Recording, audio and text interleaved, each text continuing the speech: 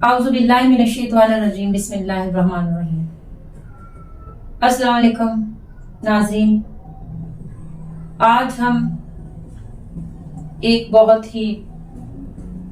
नाजुक मौजू लेकर आपके सामने हाजिर हुए हैं। नाज़रीन, कुछ दिनों से एक खबर जो है वो सोशल मीडिया पर काफी गर्दिश कर रही है। एक जज साहब, हाई कोर्ट के जज हैं, उनके घर में एक मुलाजमा बच्ची रजवाना नाम की काम करती थी। वो 14 से 15 साल उम्र थी उसकी। वो बच्ची उनके घर कुछ माह से काम कर रही थी। वहां उस बच्ची के साथ बहुत नारवा सलूक रखा जाता था। उसकी वालिदैन से भी उसकी बात नहीं करवाई जाती थी, और अगर करवाते भी थे, वालिदैन राब्ता करते थे, तो आगे से उन जज साहब की जो बीवी थी, उन्होंने कहा कि आप फोन ना किया करें, हम खुद ही बात करवा दिया करेंगे। बच्ची का कहना है कि वो पास बैठती थी ताकि मैं कोई बात अपने वालिदैन से ना कर सकूं। बच्ची के साथ बहुत बुरा सलूक किया जाता, उसे मारा पीटा जाता, अगर उसे कोई गलती हो जाती तो उस पर टॉर्चर किया जाता। बच्ची को उन्होंने इस कदर मारा, इतनी उसकी बुरी हालत की, सिर्फ इस वजह से कि वो सफाई ठीक से नहीं करती। उसकी वालिदा इस चीज को लेकर बहुत परेशान हुई, बहुत रोई वो, और उस बच्ची की उन्होंने सर पे भी ऐसी चोटें लगाई कि वो जख्म खराब हो गया, उसमें कीड़े पड़ गए, उसके हाथों की हड्डियां भी तोड़ी गई, उसके टांगे भी तोड़ी गई उसकी। यानी कि वो छोटी सी एक बच्ची, वो 14-15 साल एज क्या होती है, उसमें उसको इतना टॉर्चर किया गया। और ये सब कुछ उनकी जो जज साहब की बीवी थी, वो ये सारे काम करती थी। और बीवी के साथ साथ जो उनके बच्चे थे, वो भी उस बच्ची को काफी टॉर्चर करते थे, और एक फुटबॉल की तरह उसे खेला जाता, उसे मारा जाता था। बहरहाल जो भी है, बच्ची के वालिदैन को पता चला, वो वहां से जाके अपनी बच्ची को ले आए, और वो जनरल अस्पताल लाहौर में जेर इलाज इमरजेंसी में है, जिसकी हालत काफी नाजुक बताई जाती है। अभी कुछ जज साहिबान हैं जो अल्लाह के खौफ से उनका केस जो है वो लड़ रहे हैं, और उन्हें इस्लाम पूरा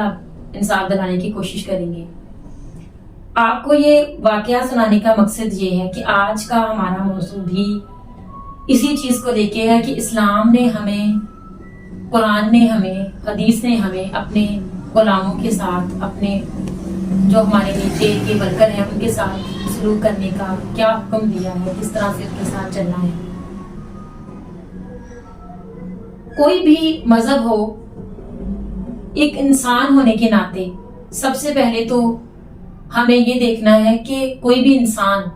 और खासकर सिनफे नाज़िक औरत, तो इतना खुद औरत पर जुल्म नहीं कर सकती,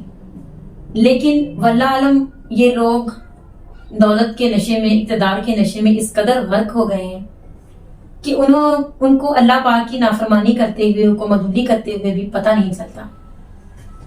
आज मैं आपको इस्लाम में बताऊंगी कि हमारे नबी करीम सल्लल्लाहु अलैहि वसल्लम ने हमें अपने नौकरों के साथ, अपने गुलामों के साथ कैसा सलूक करने का हुक्म दिया है। सबसे पहले तो किसी छोटे बच्चे को, बहुत ज्यादा जो छोटा हो, उसको गुलाम या नौकर रखना तो बनता ही नहीं है। बच्चों से किसी भी हिसाब की ऐसी मेहनत जो है वो करवानी ही एक गुनाह के जुमरे में आती है। लेकिन अगर बहुत, क्योंकि हमारे माशरे में इस वक्त मौशियत जो है हमारी वो बुरी तरह से नाकाम और बदहाली का शिकार है, तो इसलिए बहुत गरीब घराने जो हैं, जो बहुत ही ज्यादा मजबूर लोग हैं, वो अपने बच्चों को काम पर भी डाल देते हैं। वो कोई दुकान का काम हो या फिर बच्चियों को घरों में ऐसे काम करने के लिए छोड़ देते हैं। सबसे पहले तो इसके बारे में हमें ये सोचना चाहिए कि हम बड़े जो हैं वो कोशिश करें और बच्चों को फिलहाल ऐसे हम काम पर ना डालें, खासकर बच्चियों को, क्योंकि घरों में मर्द हज़रात भी होते हैं जिनसे हमारी बच्ची की जो इज्जत है वो महफूज रहने का کوئی کم ہی امکان ہوتا ہے، کیونکہ جیسا آج کل ماحول چل رہا ہے تو اس میں تو ہم کسی بھائی اور باپ پر بھی یقین نہ ہی کریں۔ یقین نہ کرنے کا مطلب ہے کہ ہمیں جو اسلام نے اپنی حدیں بتائی ہیں ان حدوں میں رہ کر ہم اپنا ہر کام کریں۔ ہمارے نبی کریم صلی اللہ علیہ وسلم نے فرمایا وہ شخص جنت میں نہیں جائے گا جو اپنے اختیارات کو غلط جگہ پر استعمال کرتا، یعنی کہ کیا کہ وہ اپنے غلاموں کے ساتھ، اپنے نوکروں کے ساتھ سختی کرتا ہے، سختی سے پیش آتا ہے، اور آپ نے فرمایا کہ اپنے ملازموں کے ساتھ ویسا ہی سلوک کرو جیسا تم اپنی اولاد کے ساتھ کرتے ہو۔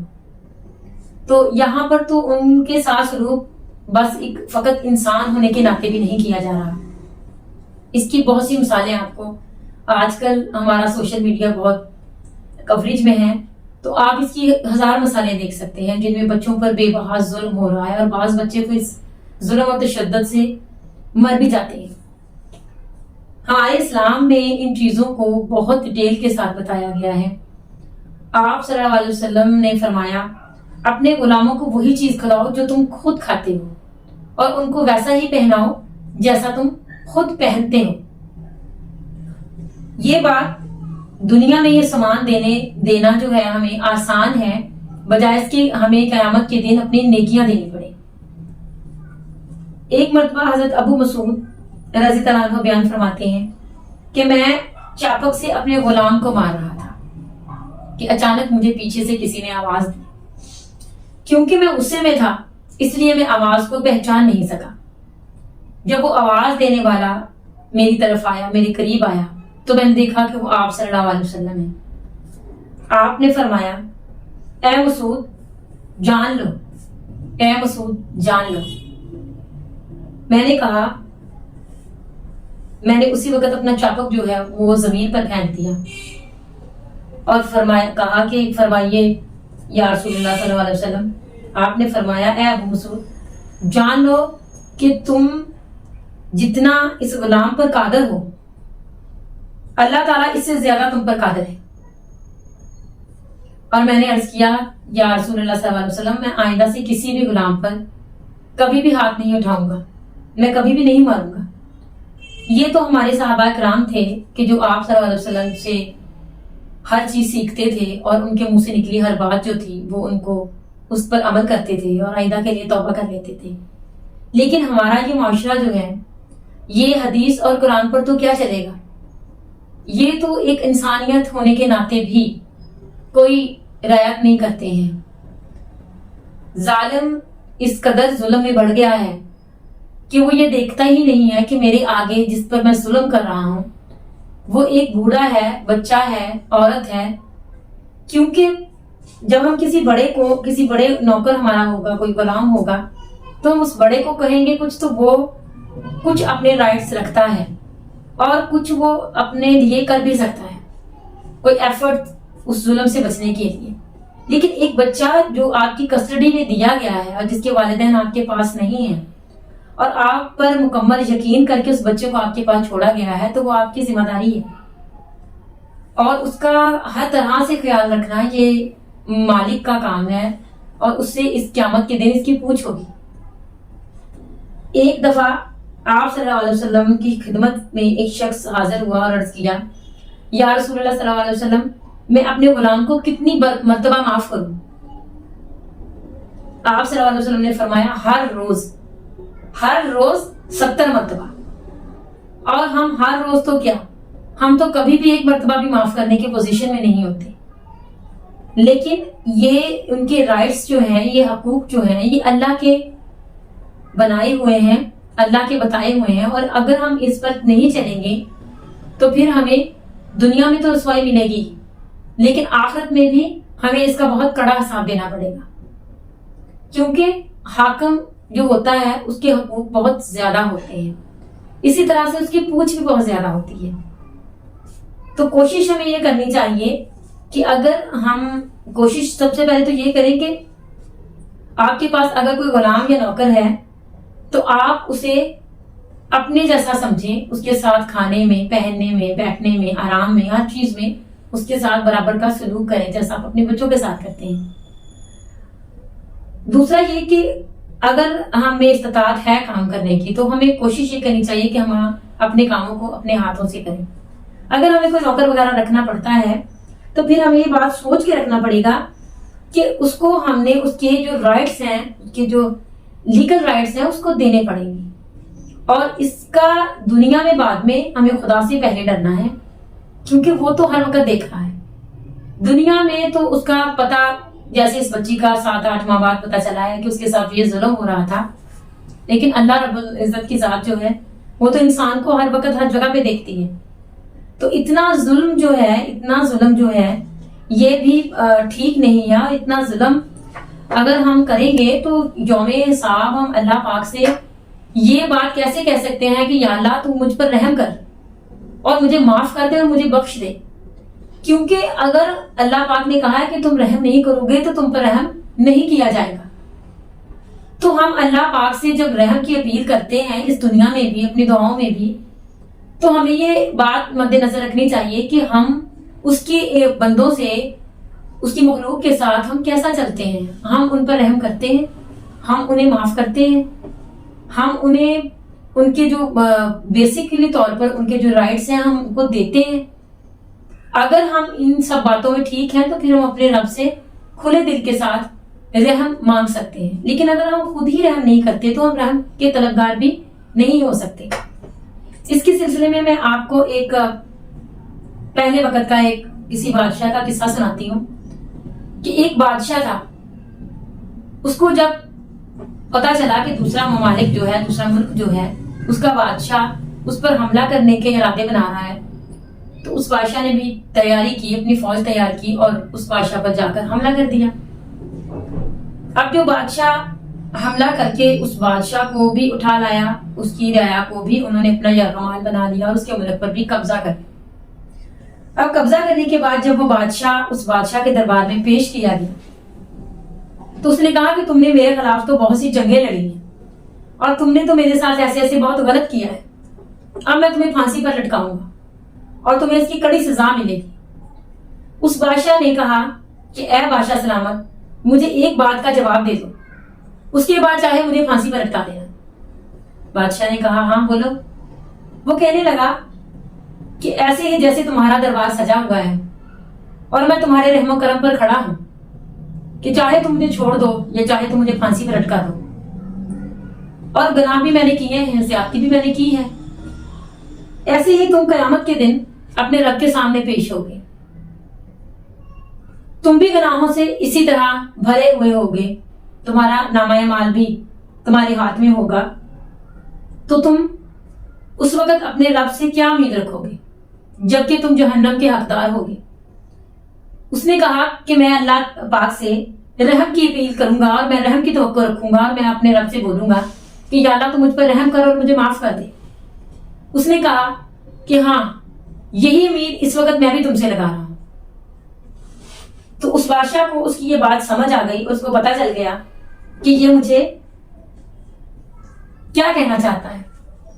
اور اس نے اسے اس کی اس بات پہ رہائی دے دی، اس خوف میں آ کر کہ اگر کل کو میں بھی اسی طرح رب کے سامنے پیش ہوں گا تو پھر میں اللہ سے معافی کیسے مانگوں گا، رحم کی اپیل کیسے کروں گا۔ ناظرین، یہ ہے اللہ کا خوف، جو کہ ہمارے معاشرے میں جو کچھ زیادہ ہی اوپر کے طبقے کے لوگ ہیں ان میں اب تقریباً ختم ہوتا جا رہا ہے۔ خواتین ہی خواتین پر بے بہا ظلم و ستم کر رہی ہیں اور بچوں پر تو بہت زیادہ۔ ہمیں اللہ پاک اپنے احکامات پر چلنے کی توفیق دے اور ہمیں یہ ہمت دے کہ اگر ہمارے گھر میں کوئی ملازم ہے تو آپ اس کو بڑے پیار سے رکھیں، اگر اس سے کوئی غلطی خطا ہو جاتی ہے تو معاف کر دیں، کہ ہمارے نبی پاک نے تو ایک دن میں 70 مرتبہ معاف کرنے کا حکم دیا ہے،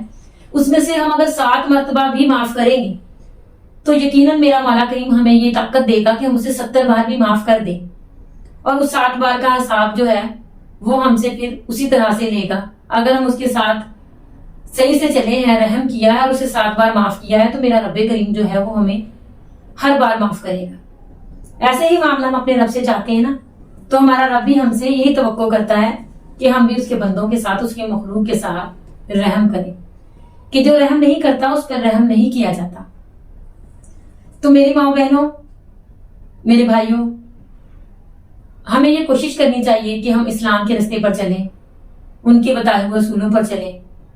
اور جو صحیح ہے اس کو صحیح کہیں، اس کے متعلق حق کی آواز اٹھائیں، اور خود کچھ ایسا نہ کریں کہ یوم حساب ہمیں اس کا حساب دینا پڑے تو ہمارا سر شرم سے جھک جائے۔ اللہ پاک ہم سب کو احکامات پر چلنے کی توفیق عطا فرمائے، آمین۔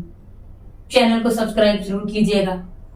ویڈیو کو لائک کریں اور کمنٹس باکس میں جا کر اپنی رائے کا اظہار کریں کہ آپ کا اس بارے میں کیا خیال ہے۔ السلام علیکم۔